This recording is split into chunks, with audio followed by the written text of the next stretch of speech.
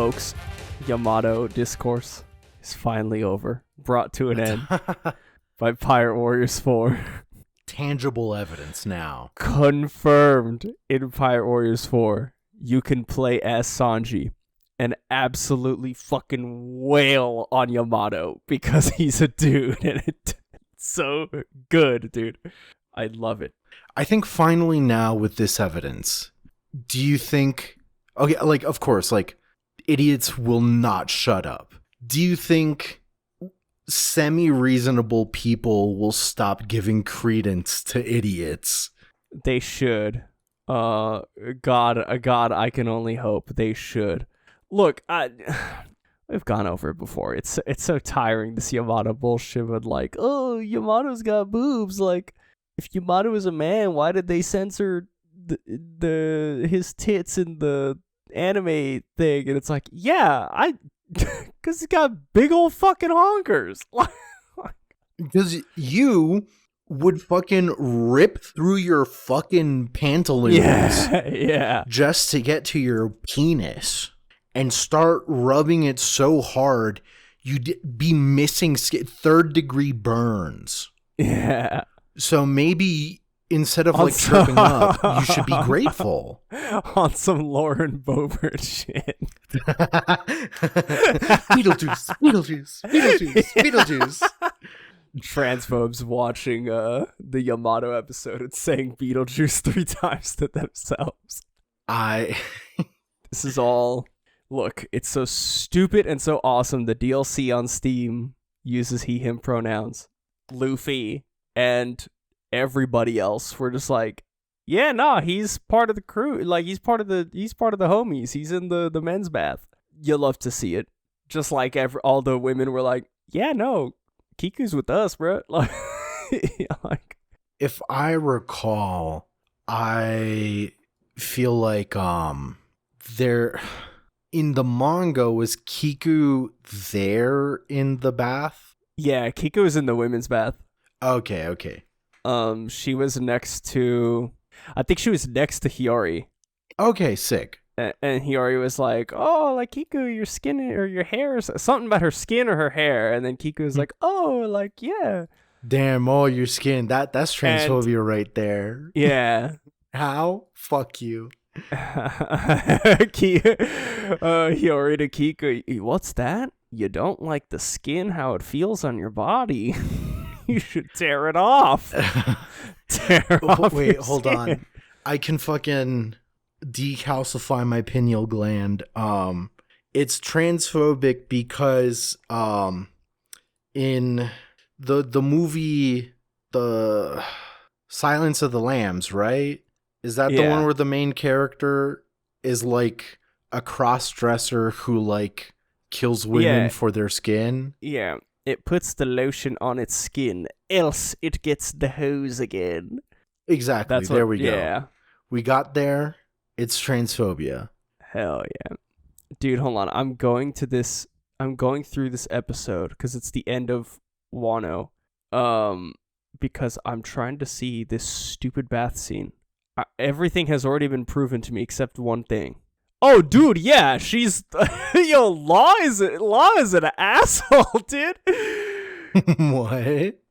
Yo, Kiku put her life on the line, got her arm sliced off by Kaido, and this man, Law, was like, nah, yeah, I'm not putting that. She's, like, missing her arm, like, as canon. Oh, like, in the bath? Yeah, like in the manga, it was just a panel. They didn't show it. In this one, they show different angles of Kiku in the bath talking to Hiyori. Like, that arm is gone.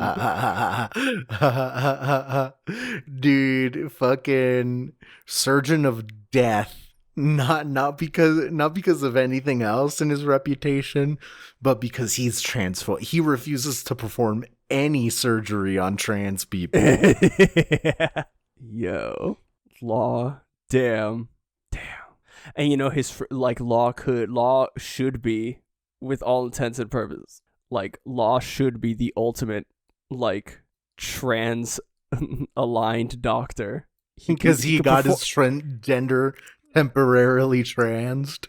That, and he could trans you like instantly. SRS is no problem for Mr. Law. Bro, I like. Okay. But here he is. Here he is, not putting Kiku's arm back on. Very, very aggro thing to say from the jump, but like Kiku and Yamato are like equally tall, right? They're like both 9 foot because One Piece, right? Yeah. So that means that by like normal people standards, assuming a lack of operation because One Piece. Yeah. Kiku's got to be swanging. Yeah. Kiku, look, this is it's gonna be Kiku and Yamato. It's gonna be that meme comic of like she goes down for breast reduction surgery, and it's like, but instead it's like peanut. Yeah. I feel like Yamato would still keep his tits. Yeah, who do you think took your dog? No! No! Except at the end, I guess they'd both be happy. Yeah. Who do you think took your tits? Oh my god, dude. Look, Kiku and Yamato, hype. I love them. Kiku is getting a new card in the One Piece TCG. Let me read 5 or 6? In OPO 6, but it's absolutely busted from the looks of it. I'm gonna play the Yamato deck, and I'm gonna call it it's gonna be called the Trans Rights deck, and I'm just gonna hell yeah kill people. Wait, where is it? New cards, because her card is it's a 4-cost 6,000 power character. On KO, if your opponent's life is 3 or less, place the top card of your deck on the top of your life. So she's just a giant beat stick that will just thrash on you, and if you get rid of her, you give Yamato health, which is like, okay. So 4 of those.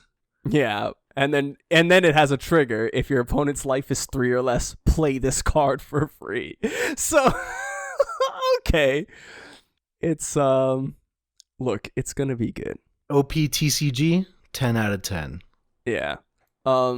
Trans characters in One Piece 10 out of 10. Just like in fighting games. Yeah. And all trans characters in fighting games have fucking weird ass normals. Yeah.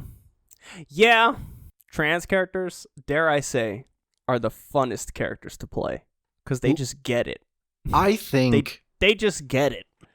John, if I had not played Hakumen for BlazBlue and instead actually taken my calling and played Platinum, I think I would have come to conclusions far sooner.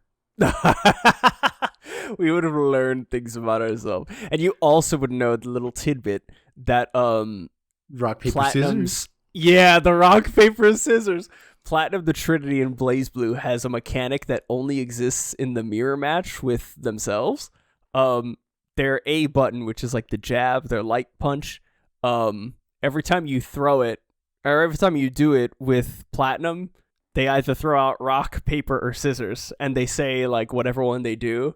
And if you do it in the mirror match, like if you press the button on the same frame, like it's actual rock, paper, scissors rules. So like the different moves have give you different properties. Like it's so good. The only the only way that could be funnier is if Rock had a slightly smaller hitbox than the other two, just for the fuck of it. No, what's the meme with the fighting game meme where it's like rock, paper, scissors in fighting game terms. Rock is broken because it has the biggest buffer window. Paper or scissors can option select into paper really fast, and then I forget, paper was there was some stupid post like that was so funny. It's like 0 out of 10. It's like D tier because like you just like really have to commit. Yeah. And so like if you want to be very annoying about rock, paper, scissors, you don't start with your fist closed. You start with like your fingers touching your thumb, basically. So that way you can kind of like telegraph, like the telegraphing is equal between scissors, paper, and rock. Yes. It is an insane thing to fucking be picky about, but holy hell. Oh man, dude. Look, I'm hype about I gotta get the DLC for Pirate Warriors 4. I'm so hyped because like this is just the first wave of the 3-wave character releases. And like, dude, I don't even know who else is gonna be in. Like, we got Gear 5 Luffy. Well, okay, first off, it's basically 2 characters because it's a new Luffy, or at least a new costume, but I think it has new moves because it's the like Luffy with Conquering King's Hockey. Oh. Yeah, it's a brand new Luffy character, and then his like power-up mode is Gear 5, but it's Luffy with the black coat, and like all of his moves now have like Supreme King Hockey imbued in them, like Black Lightning and stuff. Dude, that's sick. Yeah. And then Yamato, obviously, and then hybrid form Kaido, which is like regular Kaido is in the game, but when the game came out, like Wano wasn't even like finished yet, so it was like it got a weird like game only story like ending to Wano. Oh, classic, yeah. Yeah.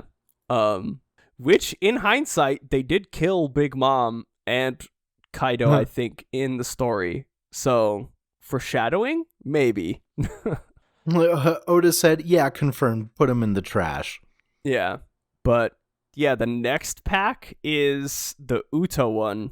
So Uta's the character, but then I don't know who the other 2 characters are going to be in that, because I'm like, are they doing movie characters? Like, is it going to be like Shiki or like Douglas Bullet? Bullet would go crazy in a Warriors game. Douglas Bullet would be cool. Gil Tesoro would be pretty cool. Doing like gold attack. I don't know. They have a whole bunch of movie villains they could pull from. True. But yeah, I think Douglas Bullet would be cool. I mean, and then the last pack is like, I forget what the last pack is. I think it's Gold Roger. Yes, Gold Roger is in it. Yeah, it's like Roger, and then I don't know who the other 2 characters are gonna be, and I'm like, what the hell? Bro, it's gonna be Roger, Rayleigh, and fucking, I don't know, man. Like, because everyone else that I could possibly think of is already in the game. Yeah, I don't, Fuck it, Panda Man. Oh, somebody photoshopped a crappy, picture. Roger, Rayleigh, and Shiki is what they wanted. And then they wanted King and Queen playable. I guess, no, yeah. I guess, but come on, no. Shut up. Tell them. Oh, here it is. Here it is. Now, see, this is a good one, okay? Instead of, they got Luffy, Yamato, and King, okay? Uta, Ben Beckman, and Yasop in that DLC pack, because those 3 totally have the closest relationship ever. Yeah. And then Gold Roger, Rayleigh, and Scopper Gavin. Who? Scopper Gabon or Scopper Gavin. He's like the 3rd in command. Yeah. He's the copper. He's Gold Roger, Silver's Rayleigh, Scopper Gavin. he's the Ringo Starr of the Roger Pirates. Evidently, dude. We should get fuck this copper guy. We should get Buggy, but like exclusively in his like warlord outfit where he's just like permanently giant. Circus tent Buggy. Yes. Oh god. That's what we should get. That's what we should get. We are what's that song? I think it's the Danny Brown show. He's like, trans people are my friends. Trans folks can catch these hands. That's from like a UK or Australian artist, actually. Is it? Yeah, Danny Brown was like shouting him out though. Yeah. we are a One Piece trans-inclusive podcast, but we are not a One Piece DLC speculation pod. We're not a Scapper Goblin fancast. No, far from it. I mean, look, maybe in like 4 years when we see him in the One Piece trading card game and he has like some dumbass effect or something. When Scopper Gavin, listeners, I watch it, you will know when Scopper Gavin pops off. I'm probably pronouncing his name wrong. I don't care. You'll know when he pops off because I'm going to come on this show and be like, yo, Scopper Gavin's kind of hype though. And as soon as you hear those words, just know that either in the TCG or in some other media, he was popping off. I refuse to believe he even has the potential to pop off. Yeah, he downright will refuse. Never. But no, we are a One Piece podcast. We're a Paramecia Fancast, the One Piece Fancast, where we review the latest chapters of One Piece and have different One Piece related discussions every single week. My name is John. My name is Franz. And dude, who said? Okay, we called that it was gonna be a flashback, but who said they could hurt us like this? Who said that it would be, incredibly timely in the face of, like, everything going on right now? Holy hell. And just so, like, we say it outright and people aren't assuming our positions on shit, like, Palestine should have had the right to its own determination decades ago. But then the British came in and said, no, fuck you. And the state of Israel has just been a proxy state for the UK, US, France. And so no one should give a shit about the state of Israel. Yeah. Oh, it's fun times. Yep. Fun times. So and let's by fun ignore times, I mean not fun times. Right. We can now move on from real world strife to fictional strife that directly mirrors the real world strife. Yes. Oh god, chapter 1095, Better Off Dead in This World, which first off, I read that title, I'm like, oh no, like I'm about to get hurt. Oh, pain is coming. Yeah. But first, we gotta talk. The cover story, reader request, Buggy chasing after a squirrel monkey that stole his trademark nose. One, we still never got the conclusion to Neomads. But two, like this monkey's hyper-realistic face drawn by Oda is like nightmare fuel. It reminds me of Pecora's monkey. Oh my god, yeah, the fact that those words can be put in a sentence. Yeah, I didn't think we'd directly tie VTubers to One Piece, but Pecora, the VTuber, owns a monkey. Like, I don't even know what kind, because she just won't, like, post directly about it. All I remember is a tweet from her, like, not even like her sub account, just saying fucking monkey with a picture of the monkey. Yo, absolutely ridiculous. Pecora's monkey stole Buggy's nose, confirmed canon. Absolutely canon. I'm trying to find the tweet, but like, yeah. Turns out it seems like, do I have the right account? Oh, maybe. Oh, yes. Fucking cute fucking monkey.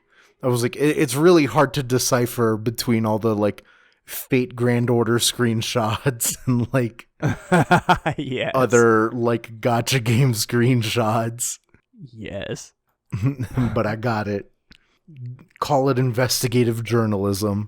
That's just what we do here at Paramecia Fancast. But, dude, no, the chapter starts off with a frickin', like, Saint Saturn has disembarked. All units but Vice and Rear Admirals maintain distance from the center island. Avert your eyes from his holy form. And it's like all the Navy like soldiers like, what did he even, like, how did he even get ashore? Like, I've only seen them in portraits. Like what's going on? like the admirals themselves will act for a single celestial dragon, and these are the pinnacle of those gods. You mean one of them came all the way here from Marijoa? And it's like, they're all freaking out. Like, Bonnie, what have you done? Like, she stabbed her. And like, the vice admirals are all getting ready. And dude, he's just like, pipe down, you insects. If I were afraid of her sword, turn the page. And he like hits her, I'm assuming, with like the eyeball beam. He's like, Yeah. I would have avoided it. And he like grabs her. And like, so he does that. 10 out of 10 grappler character. Yeah. Literal invisible fireball. Like, frame positive startup. Are you kidding me? Shit's just not fucking fair. Because Sanji comes up to, like, about to run after Bonnie, gets bonked. Same moment he starts moving. Yeah. And yeah, the guy just pulls the sword out. You know, maybe in retrospect we should have been like, why is his beard bleeding? Yeah. But yeah, his beard starts closing up and he's completely healed. And the vice admirals move in, and it's like a bit cocky because like all the vice admirals move in saying like, oh, like, seize them, we have the chance. And Saint Saturn says, wait, you fools, don't be hasty, they cannot escape, just ready your weapons. And like dumbasses, they fucking follow orders. Like, come on, dude. Like, I get it. You are here, the devil from the Bible, but like, things have been happening. So he's instead of doing anything actionable after telling everyone to stand down and stay ready, he just tells Kizaru that like, hey, this sucked. What's up, Kizaru? Yeah, this is rather sluggish work by your standards, Kizaru. And I love... Okay. Man, alright. Everyone was like, oh, Sanji got clowned on this chapter. I'm like, dog, like, Bonnie, like, a dude got his head blown off by the eye beams, and Bonnie's like fucking unconscious, and Sanji got thwapped in his metallic cyborg skull, and he's fine. But, somebody who is not fine after getting whacked in the skull is Kizaru. This man, I'm sorry, I failed you, and I don't think I'll be mobile anytime soon. Dude, he got, but like, I consider this, dude, this is unequivocal. This is Luffy win. This is Luffy beat Kizaru. I'm taking this one. I think it's fair to take that shit because, like, I don't know what he means by anytime soon, but people are gonna claim we see Luffy stand up from shit like this in 10 minutes. Yeah. Everyone's gonna be like, oh, Kizaru was messing around. He wasn't playing his main character. Well, guess what, turd face? It's still tournament, and he still lost, so I don't care. Like, we're gonna take it.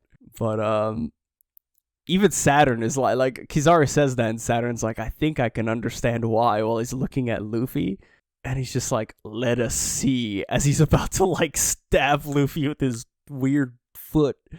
Dude, he's about to do what Luffy did to Kizaru, touch his fucking brain. Yeah.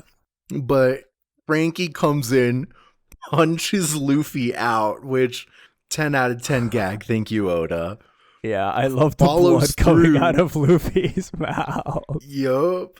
Follows through, grabs him with the same strong right. And like, I don't know, Saturn's response to this all being like, oh, a pirate crew that cooperates is a really interesting comment to hear. Yeah. I feel like that ties back to, I guess, well, we'll get to it at the end of the chapter, because where we end up has some interesting implications for everything. But, like, Kaido, because Kaido also had a line to Luffy where he was like, oh, like they're just gonna betray you in the end. Like, you can't trust them. Like, that's always how it's gonna be. Like, he said something a lot more personal than that. It was like, oh, like pirates in the end are always like, they'll always betray you, they'll always sell you out, I think is what it was. And it was so personal that it was like, what'd you go through? Like, what happened, Kaido? We never really got the answer to that, but with the way this flashback with the direction this flashback goes, it's like, we might, but yeah, it's I see a pirate crew that cooperates, and Frankie grabs him's like, so even the guys who rule the world want our captain's head, huh? God, he's like cracking up, like, dude, Frankie doesn't care. It's like, I don't know.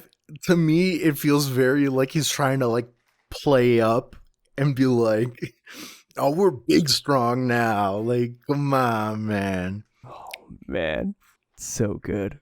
But, dude, everything out of this guy's mouth is interesting. Because also, he says, Straw Hat Luffy, Jewelry Bonnie, we failed to anticipate your presence here. But if your fate is strong enough to escape this desperate situation, I would very much like to see it. Like, what? Like, I can't get a read on him. Like, he's evil, but at the same time, like, I don't know. Is he does he? I'm getting Big News Morgan's vibes of like, oh, I want to see where this leads. Like, I want to see what your decision, like, where this leads you. Right, but then like, as to what the motivation behind that sentiment is, like, incredibly confusing. Yeah, because like you're right. It might be like, oh, it's apparently been a long ass time since he's touched like solid land. Yeah. Maybe he's like yearning for the chase. Yeah, maybe he's in a little playful mood. I don't know. I hate him. Yeah, I don't trust this line. Like, what does this mean? Yeah. I hate this dude. And then he goes, like, and you, Vegapunk, your betrayal is most disappointing, but your service to our military is appreciated. And then, immediately, which of you should die first? Tell me from least to most painful. I want you to die with nothing but regret for your rebellion against the world government. Like, dude. You know, very, very good guy.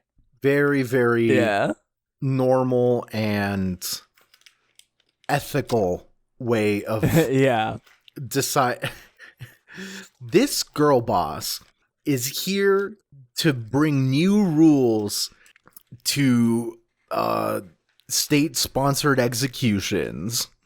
Hell yes. Everyone now has agency in their own executions. Dude, it's ethical. And so Saint Saturn ethically grabs Bonnie, lifts her to the air, and starts going on this whole spiel. Why is it that human beings feel the need to do what they are explicitly forbidden from doing? Which, like, we've been, like, thinking, wondering, is he even human? Who knows? Yeah, I have no idea. Because you could take it as, like, oh, like, are they actually, like, human, or are they, like, these, like, weird, messed up creatures? Right. But it's also, like, dude, they are just, like the Marine said at the beginning of the chapter, like, they are just, like, the pinnacle of celestial dragons. Yes. So it's like, dude, he, like, in his monstrous form is literally like, oh, like human beings, you're like bugs. Like, you're not even, like... Yeah, like, one way or you're the nothing, other. Basically. But... yeah. Everyone else is kind of, like, frozen in their spot. Just, oh, can anyone else move? No, I can't. It's like I'm being held down. And Vegapunk's line is interesting, and I'll take it as kind of like Oda being like, hink, hink, nudge, nudge. I meant to say wink, wink, whatever. If this is not science, ... then it must be devil fruit powers. Oh no, Bonnie. And like, dude. Poor Bonnie, man, looking down on the rat bastard. You killed my father, Saturn. Oh, dude. And he straight up lifts her up, squeezing her like a go-gurt, and he's like, Kuma, you mean? He was born into Slave Castle, the descendant of a clan that once committed a grave crime against the world. The last survivor of the extinct Buccaneer people. Which, like, is Bonnie adopted, then, can we assume? She would be? I have no idea. With the end of the flashback, there's questions that come up, but we will get there, I guess. But it's just wild, dude, that we get because I'm thinking, is the Buccaneer people, is that the final race that Big Mom was talking about all the way back when her and Kaido were first talking in Wano? I think because she was like, King, like, I couldn't get the giants, I couldn't get another race because they're gone, and I thought your race was gone, but turns out you're the last remaining person. Like, she mentioned 3 races. She mentioned Lunarians, the giants, the giants, and then a mystery like 3rd one. And I remember for a while everybody was like, "What is the 3rd one? Like, is it something that we haven't seen yet?" I mean, obviously, because she didn't have it on her crew, so it was. But I wonder if, like, the Buccaneer people are, like, explicitly a race, or because, like, he says, like, the descendant of a clan. Yeah, so, like, yeah. And there's some talk later about, like, oh, we got some giant in us, type thing. Yeah, yeah. So it might just be like a lineage, like, think of Will of B instead of Will of D. Will of B. Bocklet Bip Bookies. Oh my god. Freaking silliness. The Will of Blood. Jewelry B Bonnie. That's actually really cute. Hold on. Yeah, hold on. I like that. But she starts remembering, I'm assuming, like, her own memories. But it's like, Bonnie, ever since I was... it's Kuma speaking to her father. It's like, Bonnie, ever since I was a boy, I wanted to be a hero who could save the imprisoned and suffering. Just like Nika, the warrior of liberation. Mm-hmm. Nika, that's right, he's my idol. All the while, mind you, like, you're reading this, and then in the panels, like, the vice admirals are, like, pointing their guns, and, like, Saturn's just holding her up, and he's like, aim for the head, man. like, this is so terrible. I hate Saturn, but he's detestable. Perfectly but detestable. His strange manner of carrying himself is amusing. I don't condone it, but it's just funny that he's like, just, I don't know, something about it, just aim for the head, men. What? Here at Paramecia Fancast, we do not condone the actions, but we appreciate villains who, as the kids would say, serve cunt. Yeah, we're a little goofy to them, you know? If I may put words in his mouth, I believe my companion here, John, is saying that Saint Saturn has served cunt here. Yeah. Yes. Indubitably. But we get a cute panel. So after the shoot her head off men panel, we get a panel of Kuma and, like, little Bonnie, like, dancing. They're doing the little Nika dance. Dude, like, it's so similar to, like, one, skanking, which is somewhat relevant, but also how the Shondians danced way back when in Sky Island. Yeah. Now that she said that, I'm gonna need the model of Gear 5 Luffy from Pirate Warriors 4 to be modded into Tony Hawk Pro Skater while Goldfinger's Superman plays. Oh, could you imagine the Christ the Redeemer thing, but, like, Luffy's holding the skateboard out like 5 miles? Yes. Even flow. We need it. Gear 5 Luffy T-posing for, like, arm span for literal miles with the skateboard. But dude, we get everybody, like, Sanji's free. Sanji's about to break out and kick this, man. I know it. He's like, Bonnie, like, leave her alone. And then even Vegapunk is like, she's still just a child. And like, start of the flashback. Will he come to free me too? Of course. And it's like, dude, like you said, dude, just like a Dressrosa, dude. Give my man Luffy 10 minutes and 10 minutes and a bag of Funyuns, and this dude is about to rock Saturn's world, bro. Fucking, we're about to see, dude. Hold on, I've been enlightened. There's a bit from Billy and Mandy where like, remember how like Billy somehow he hates spiders, but somehow he has a quote unquote son named Jeff.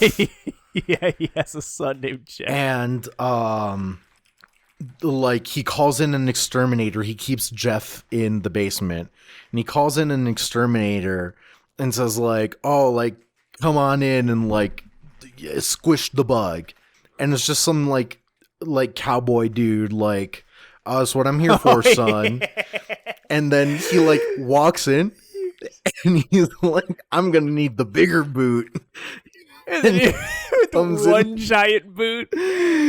It's so good. Luffy's gonna come in with a giant boot. This is my squishing butt, and just I'm gonna need a bigger boot. Oh, I can't wait. God, I can't wait. Dude, I could wait. I could have waited for this flashback. I did not want to feel this way. But Oda said flashback now. Yeah, he said flashback now. Are you ready to hate the celestial dragons even more? Than said, yeah. You already thought you did? Yeah. F it. I'm gonna need, before we get into the flashback, I'm gonna need another seinen style One Piece chapter of Bartolomeo just gruesomely ripping out a celestial dragon's tongue. Like, that's all. We know he's done it before. And look, he's a little goofy guy, Bartolomeo, and he's like, aha, yeah, Barto Club, yeah, going Luffy. Yeah, we're funny. We love Luffy. But I will never forget when they first introduced him, and it's like, oh yeah, like somebody talked shit about Luffy, and he like ripped out their tongue with a blade.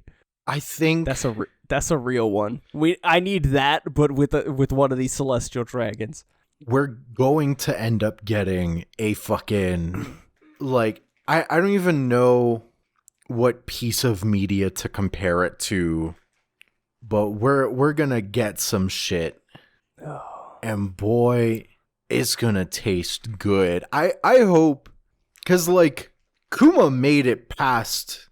He made it to the other side of the red line. He's on his way as we speak. Yeah. So, what will be the end of that? Bro, oh my god. What if we see him like Iron Giant? Dude, I think so. Cuz I mean, look, I feel like he's gonna, with specifically the panel of Bonnie and Kuma talking about like oh, one day he's gonna come and like one day he's gonna come and like free, you know, like he's gonna free the imprisoned and suffering, and he's gonna let it. And then she's like, will he come for me too? And he's like, of course. Oh, like, I mean, obviously we know that Luffy is gonna like free Bonnie. Like, Luffy is helping Bonnie, but also like I feel like in doing that, whatever Luffy ends up doing, or whatever the Straw Hats end up doing, is going to also like free Kuma in a sense. Like, I feel like Kuma is getting liberated, like, after all these years. In a spiritual kind of way, at minimum. Yeah. I feel Kuma coming in would be the perfect thing to, like, bide the time for Luffy to recover. Yeah. And get one last smack in. Yes. Or, like, for everyone to get away. Like, in some way, Kuma would be cashing in money in the bank for his retirement, like, stage. Yeah. Man, I don't want him to go. Fuck. I don't want, man. No.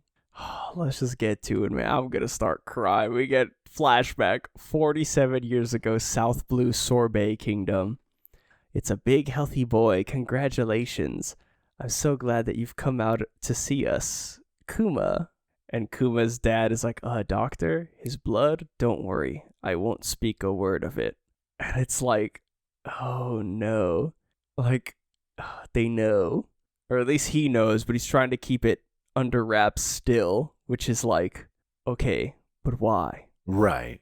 Like, what does this mean? This Buccaneer thing?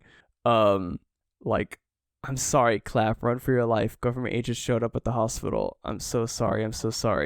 It's me. I'm the one who has Buccaneer blood, but my wife does not let her and my son go free, please. And then immediate panel transition to all of them being in chains. Like, it'll be all right, dear. Oh, God, and like, dude, I'm so, like, I've got a Buccaneer slave. See his strength for being so young. Why don't you move faster than, like, whipping him and, like, threatening to shoot him? And he sees his dad, and he's like, Hi there, Kuma, how are you doing? Master is so kind and gentle, I'm very lucky. And then he just breaks the news to him, like, your mother's dead, son, she's in heaven now. But I think she's better off that way. As he's, like, crying, and he's like, listen, Kuma, you are strong, you could survive this. I'd rather be dead too. The warrior of liberation will come, he'll show up and save you. Who? And then he starts explaining to him, like, the Sun God Nika. All the while, he's like, this panel of Kuma crying is, like, heartbreaking, dude. Like, it's crazy. And, like, one thing I do want to point out is, like, other slaves are present while I'm going to assume his dad's name is Clap. Yeah. Is explaining Nika to Kuma.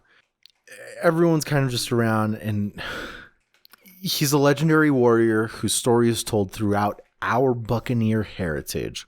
One day he'll show up and take you out under the sun to the freedom of the sea. Nika is always smiling and laughing, and his rhythm brings laughter to the people.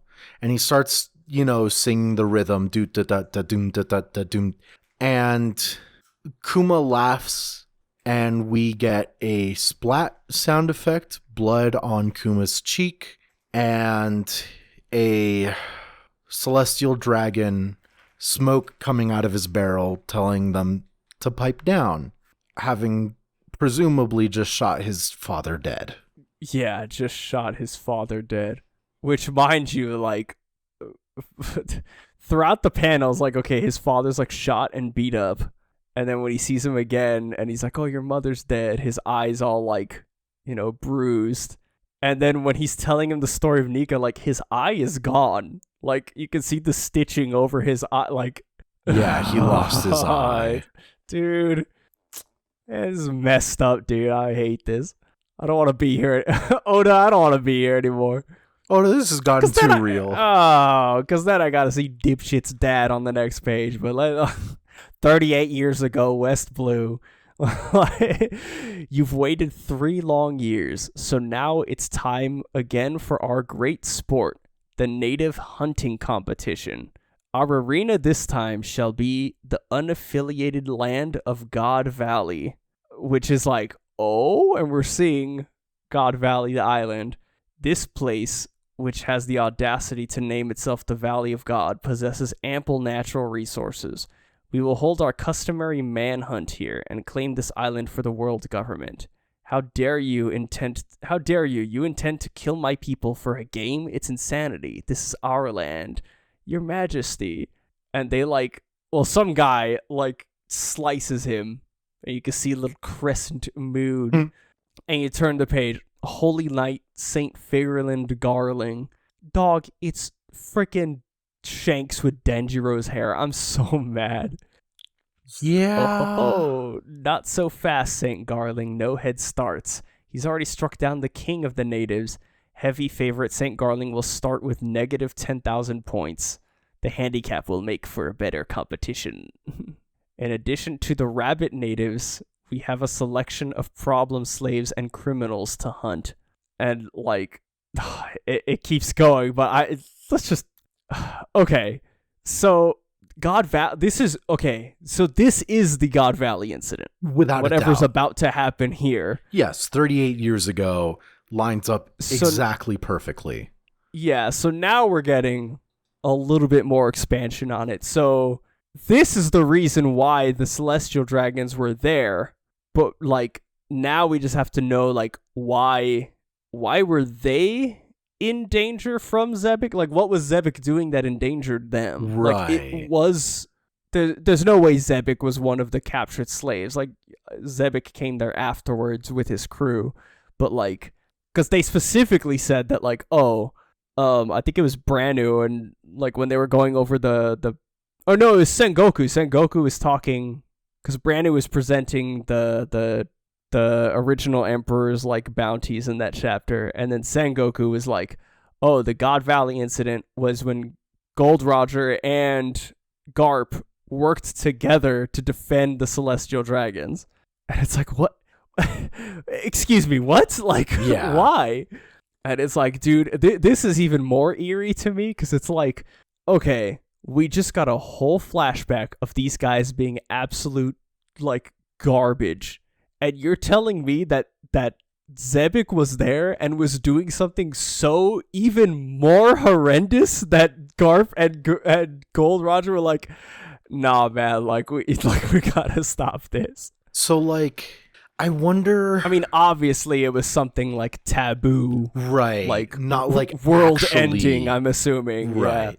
Yeah. It's something that was definitely more directly against... the Celestial Dragons, though I think it's kind of hard to pinpoint what it could be, in considering that, like, Gold Roger and Rox would have been rivals for this specific goal, and what the quid pro quo, like, Roger would not have wanted to save Celestial Dragons. So there's something beyond just, like, the terrorizing of Celestial Dragons, right? Yeah. No, of course. It's something was... I don't even know what it... Like I said, it's something to do with, like, the taboos of the world. Like, whatever he was plotting to do was going to cause something way worse. It might just be just about the only explanation. I just can't fathom. But we'll get there eventually. The last page is a couple people dragging Kuma around. Damn you for running away. They're going to hold all 10 of us responsible for you. If you escape, they'll kill every last one of us. And from the top of a hill, yeehaw, hey, hold it right there. You must be the grand prize, the Buccaneer. Ah, no wonder you're so big. You got giant's blood, I hear. And we get two little scraps with, like... two little kids. To see one of them so close to, like, what Frankie is like is so fucking funny. But, like, oh, my bro's pretty big too, huh? Only my face. Hey, shut up. Look at all those gloomy, miserable faces. Well, I choose life. What about you? And we get two introductory boxes. Slave, Ginny, which, safe to presume that that's fucking Bonnie's mom. Yeah. And Emporio Ivankov, of all fucking people. Yeah. Which is like, okay. Makes some sense. Definitely Bonnie's mom. But also now, this makes it even more heart-wrenching because of, like, Ivankov having to sit, like, watch what became of Kuma. Like... Yeah. And particularly, like, his reaction to Kuma when Kuma was, like, thrashing and trying to escape them recently. It's like, oh, man. Like, seeing however this is gonna play out, like, dude, like, safe to assume Ginny's not here no more. I wonder why. Yep. And we're gonna get depressed. But I want to bring up a couple of things. Just to like, I don't know, like feel a little something other than like despair. Yeah. So we're now introduced to this Buccaneer clan. Mutual hatred of Shanks. Shanks is a cop. Shanks is a cop. Rat man. But what I do actually like want to bring up is like this Buccaneer people. Clan. Yeah. I want to be pretty like specific in saying that they're a clan. Yeah. While I'm talking, I'm gonna look up the raws and see if that'll give me. It might give me some specific details. If I have to update the fucking Jump Plus, so fuck me. Hey. So Buccaneer, right? Most English speakers would have it in their minds, at least. It is the synonym to pirate, corsair, right? But yeah. Buccaneer has a very Caribbean specificity to it, at least in my mind, right? Yeah. And turns out I'm right about that specifically, but like, because like pirates are a big topic, right? Off the coast of Europe, off the coast of Asia, off the coast of South America and North America, right? And so getting to like the specific stuff, what do you, John, think about pirates in a non-One Piece way, just in a real life way? They download cars. Just kidding.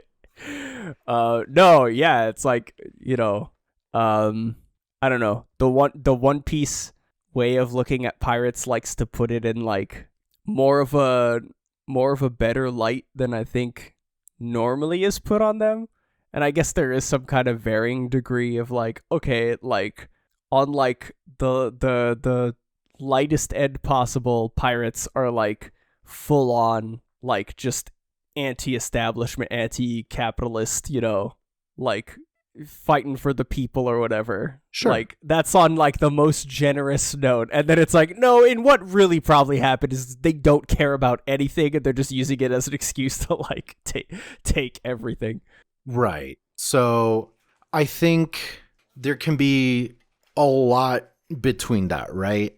So like you've kind of described both ends of the spectrum. Before I get into like my whole fucking monologue, yeah, I'm gonna put my foot down. Buccaneer clan is definitely what it is. It's not like a race of people. It's no nothing. It's like a lineage. It's a family that goes down. Right. So like him being part giant, possibly not a specifically Buccaneer thing. Yeah. Just happenstance. So yeah. Before I looked this up, I was one of several people who were like, maybe Big Mom also Buccaneer. I am no longer of that thought. Yeah. But the important thing here is like, okay, yeah, it's hard to say specifically if like how many pirates were evil, like in what ways were they evil. But something that is like relatively safe to say is that a lot of them were branded, a lot of people were branded pirates in the same way. And this is unfortunately way too prescient in like a current events, but like our media landscape and our governments in the imperial core, if I want to have like a fat head about like the proper terminology, will deem whoever is convenient a terrorist. Like, are there some aspects of that where it's like these people may have done a bad thing. Sure, without a doubt, like killing, stealing, whatever, like not good things, sure. But like at the end of the day, are they killing for killing's sake? Are they fighting for fighting's sake? Probably not, but they're just going to be labeled as like antagonist figures for the fucking sake of it, because it makes everything else convenient. All messaging, everything. Super, super convenient. So like pirates have always had the same kind of issue where nowadays we're labeling whoever the fuck else a terrorist. Back then it would have been like, oh, if you are bad person that we see from our perspective, a bad person on the water, ooh, pirate, there you go. Yeah. A buccaneer comes from a French word for a grill, specifically because they sustained themselves off of wild game when they moved along the coast of Hispaniola. And that's like they kind of were just like mobile, getting away from like government settlements, like from the Spanish, from the French, and had to get the hell around. And eventually, instead of being just like natives to the island of Hispaniola or like former slaves or this and that, it just became like holistically multinational. And at some point, several different groups have tried doing several different things, but like they sustained themselves on wild game, right? And at some point they were like on one specific island, Tortuga, and the Spanish were like, cool, let's just kill all the game animals. Let's exterminate them. So they'll just die out of a source of food, right? A very heinous thing to do to a people kind of just avoiding conflict at this point. Yeah. Like if it was convenient, they'd do shit, but otherwise, no, they weren't particularly motivated into piracy.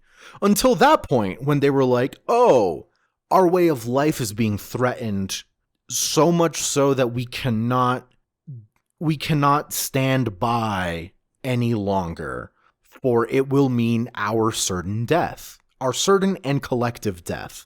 So what I want to paint pirates as, real life pirates, and buccaneers as, is oppressed people banding together without like any bond other than that oppression, right? Race, creed, this and that, none of that's relevant. Just fighting together for survival against those who oppress them, which is like really, really interesting, given that Saturn had a line where like, oh, a pirate crew that cooperates. Yeah. Because like our like real world kind of view of pirates, and in the One Piece world, the broad view of pirates is like cutthroat people who will do just about anything to get ahead. Very Blackbeard type stuff, right? Yeah, yeah. But the real life situation, and Luffy, now God Nika, that situation is very different. So it is not a spirit of piracy in the way that we use the term pirate, but a spirit of freedom, which is why Luffy works so well with Nika and vice versa. And I just think it's really nice that Oda kind of like spells it out so specifically.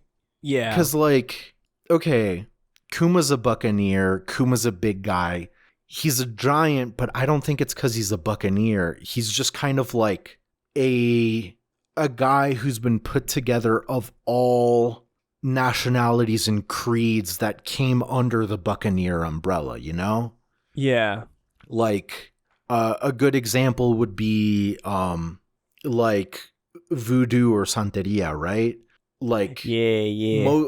most people, like, something that like a lot of Latinos have to unlearn is like, that's not like evil shit. The Catholic Church is telling you that's evil shit.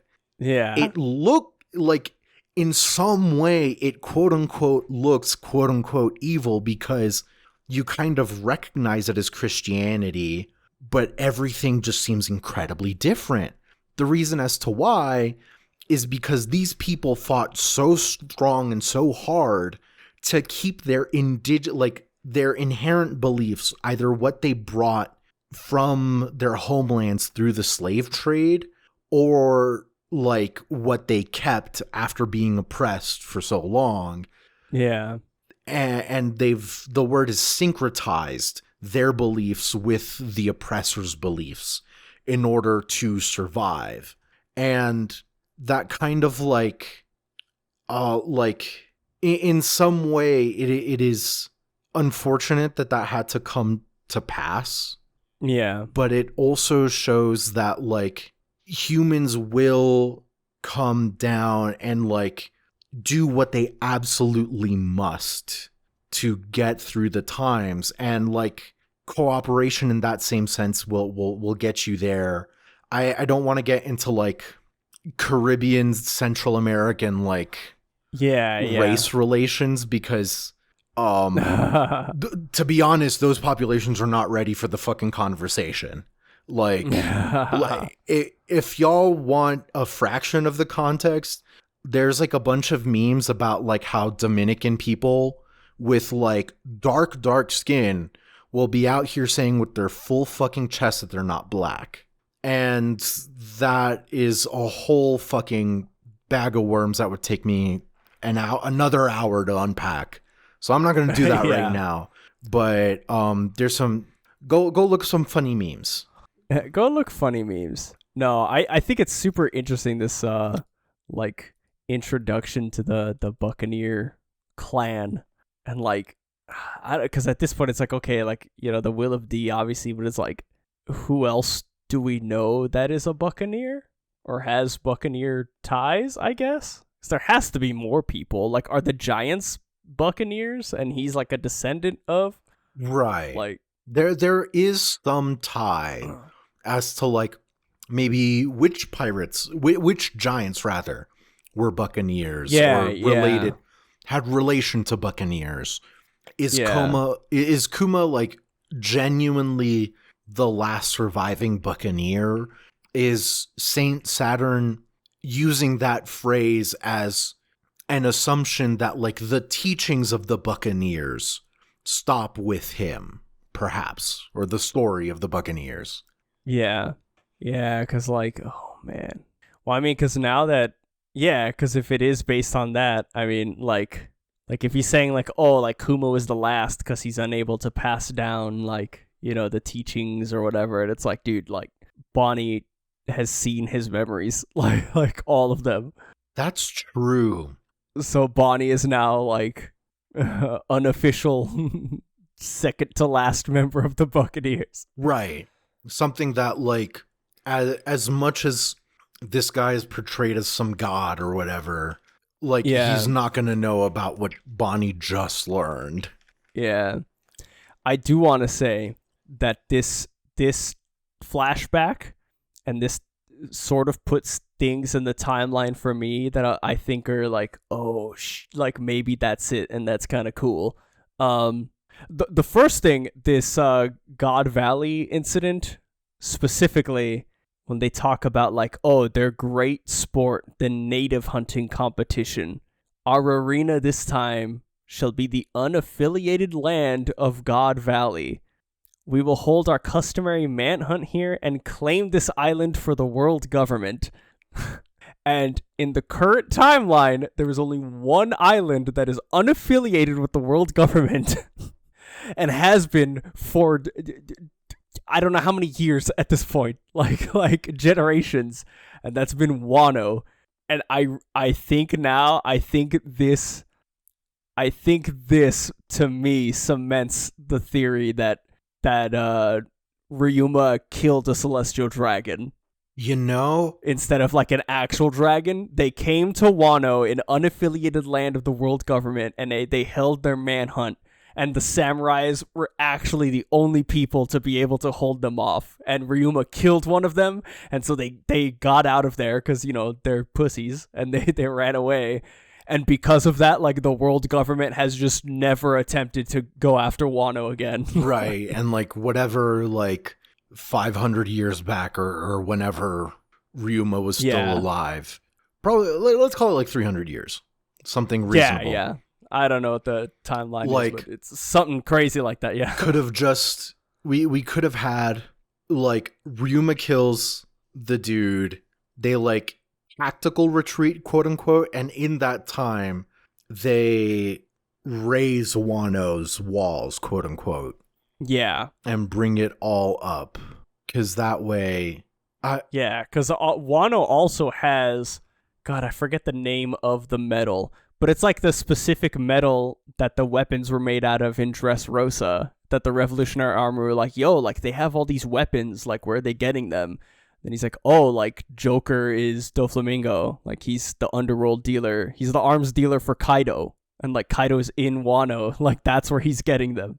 Oh, and it's like, like it was kind of like it was kind of a throwaway thing. Like that metal they were mining in the prison in Wano, right. But like it wasn't like, it didn't come up as like, oh my god, the metal. Like we see it. Like it was just at the end of Dressrosa, it was kind of like a tease to like, yo, like Doflamingo wasn't just like. You know, he wasn't just taking over this country. Like his web of influence was everywhere. Like he was supplying smile fruits and weapons to like, or he was getting weapons from Kaido in exchange for the smile fruits. Right. And like, it's crazy. But I now, in my heart of hearts, believe this to be true now. That I'm a full believer in this theory now, because it makes so much sense after this now that like their annual game is they just go to unaffiliated lands and they just hunt the natives and then take it over and claim it for themselves. And it's like, dude, what on earth? Like, what? Like, it would also make sense to me that after whatever catastrophic shit happened here at God Valley, then we would see that the celestial dragons stop this quote unquote game and never ever fucking leave Mary Joie as much as possible. Yeah, that's true, because whatever happened now, like we only see them held up in Mary Joie. Like they're not, I think the furthest they go is Saburi. Like, yeah, just about. And that's kind of like very Sunday afternoon ride for them, basically. Yeah, which I'm starting to think about it, because I think God Valley was like 40 years? Yeah. Quote unquote. And this said 38 years.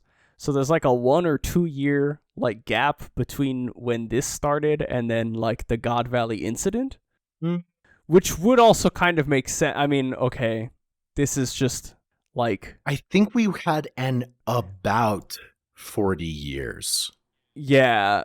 I'm just making assumptions because obviously they're not going to... They show... I'm just theorizing that Saint Moonman is like related to Shanks because he looks just like him.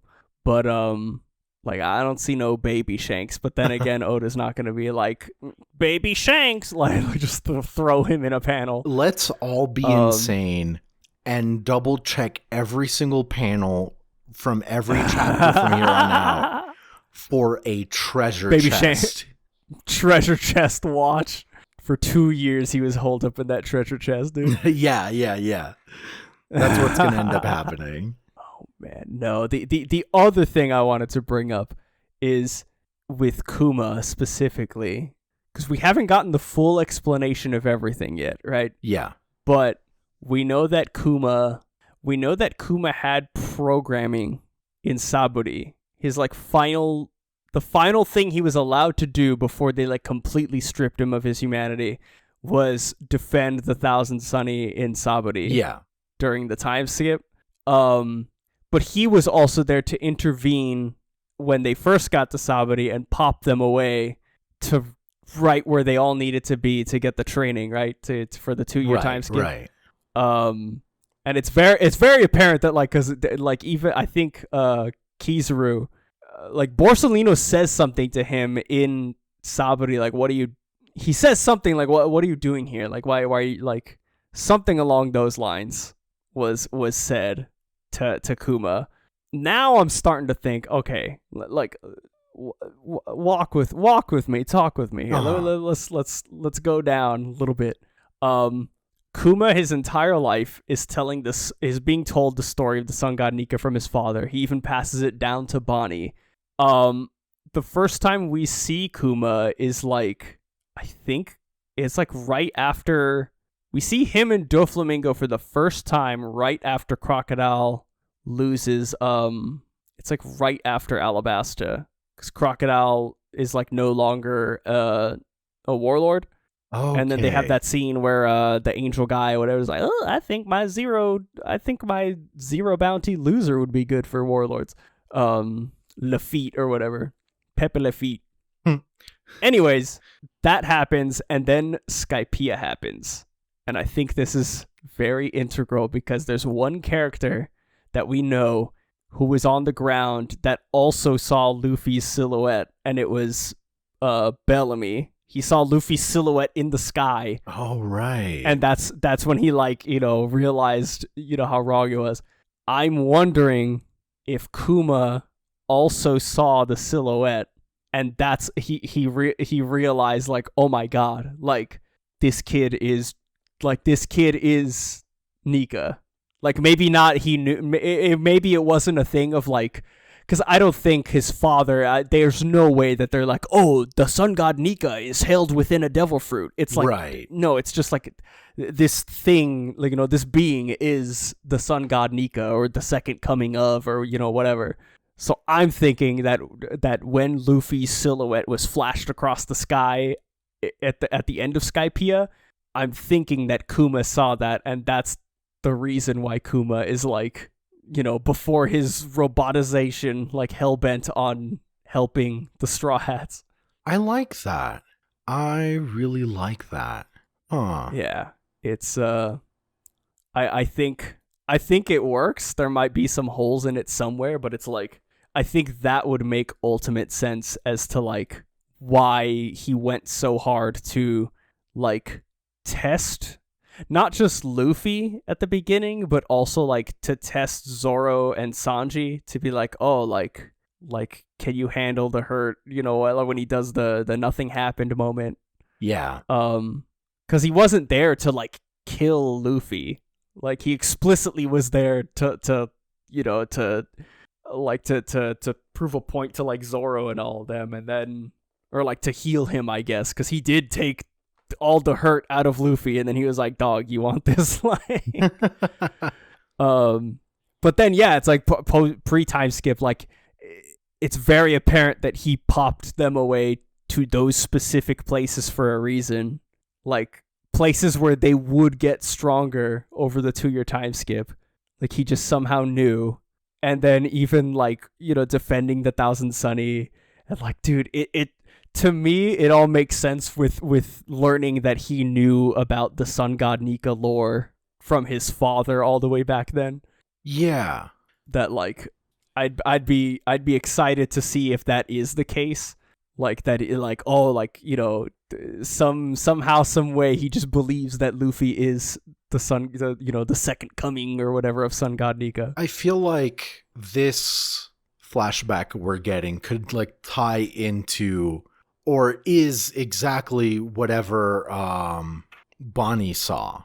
Yeah, because, oh, man, it's, yeah, because, it has to, because, I mean, I can see us staying in this flashback for, like, a while longer, yeah, if not a little while longer, hopefully more, but, like, because you're right, like, I could see us going through the different stages of Kuma's life. Like, this is everything that Bonnie saw in his memories, all culminating to, like, how he got to where he is now and, like, stuff like that. So maybe we'll get answers to the theory or not, but I don't know. It's it's just cool. And then the talk of like, oh, is he gonna come down? Like, the warrior of liberation will come. He'll show up and save you. Like, I don't know, that the repetition of that, like, oh, like the sun god, he's gonna come and he's gonna liberate you. He's gonna free you. It's just super like metaphorical. It's and deliberate I love it too, because like because it's like, dude, he's gonna free Bonnie of her suffering about her father. And in like, some capacity, you could say gonna free her father. Yeah, like Luffy already did free him in some way, and continuously will. Yeah, the line too. It's like, okay, at this point, I don't think we're getting another Straw Hat, but also like Bonnie. Yeah, but his father's like, oh, he's a legendary warrior throughout Buccaneer heritage. One day he'll show up and take you out under the sun to the freedom of the sea. And it's like, okay, like I remember there was a time where Kuma specifically was I mean, there's an SBS question about it where they're like, hey, like the devil fruits on the star, the numerology crap with like, oh, like the syllables of the fruits, like Gomu is like 5, 6, and Kuma works. Hana was like 6, 4, and then Kuma's fruit was Nikyu. The 2 numbers that were missing. Yeah, it was like 2 and 9, and then Oda had a very like, oh, like that's pretty interesting. I was like, dog. I wonder what that's all about. But even like I don't know I don't know. I guess it depends on what the definition of like liberating him is. True. Because like if it is just a plain like, oh, he somehow we got rid of the robot brain and he's like fully back, which I don't think will happen. No. Like that's one way, but also I could see like, I mean, again, like sharing his memories and like what he's seen, if not just to Bonnie, but like to the world, and like I don't know, giving him liberation through like, I don't know, like the liberation of like his memories, of his guess, or like maybe like, of his guilt, something like that. Like for all the wrongs he's been forced to do for the world government, his like final thing that Luffy can do for him is give his memories to the world, so everybody can see like, oh god, my god, like, tying in with the whole like broadcasting the memories to everyone. The teachings of the Buccaneer people. Oh my god.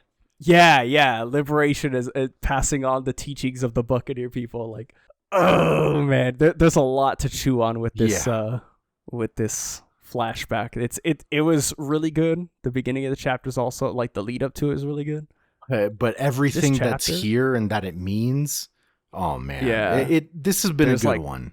Yeah, we're on break next week, unfortunately. Yes, and so are we. Yeah. We'll be taking a break as well. So yeah, I don't know, unless we record a break week episode before that, but I don't know if we'll even have time to do that. It's a little slight thing. Y'all can blame me and my lack of foresight.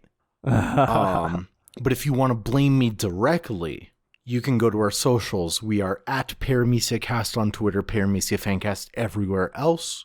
Our episodes go up every Monday after the official chapter release, and they go straight to our host website, parameciafancast.libsyn.com, or to any of your favorite podcatchers, Apple, Google, Spotify, etc. If you have the option on one of those podcatcher services, directly tell me and cajole me for not planning in advance. Or if you'd like to give some other kind of comment with a rating, we'd really appreciate it, because that is what gets us marked as more relevant for the topics we talk about.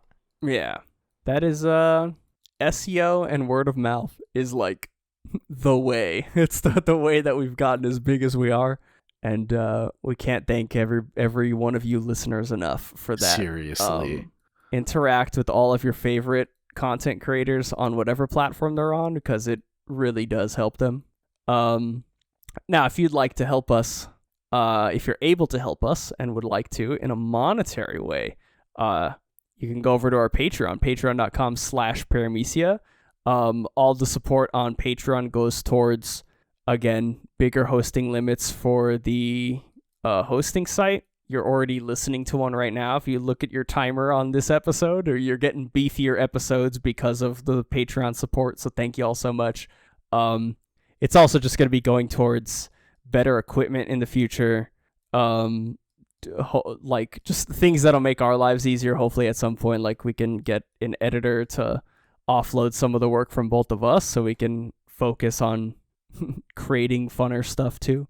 But in the meantime, shout outs to Joe Williams, Chant, Maggie Rice, Ice Stomp, The Lost Crab Rangoon, Zach, Connor, Ashok Murthy, Corey Agra, Footy Clam, James Sullivan, David Brownfield, Sam Thompson, Charles Ruth, Ronald Miller, and Bandle Vandal. You guys are amazing. We thank you so much for your support. And I think that's everything. I hate Shanks. That's my crack theory.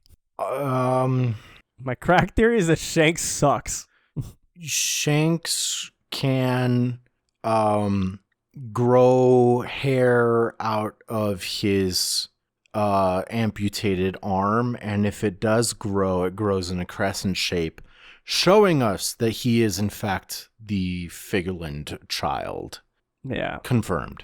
See, if Blackbeard swiped at Shanks because Shanks had this stupid Moonman hair, Blackbeard totally justified, 1000%.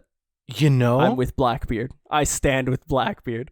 We don't know that he didn't have crescent hair before he got fucking smacked at by Blackbeard.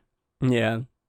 Food for thought. It's time will tell. Also, real crack theory, now that it's confirmed, it's not confirmed still, but now that we're like 90% sure that Shanks is St. Figureland Garlig's like descendant, are you guys ready to grapple with the fact that Zebek is going to be introduced and he's going to have a big red nose and blue hair?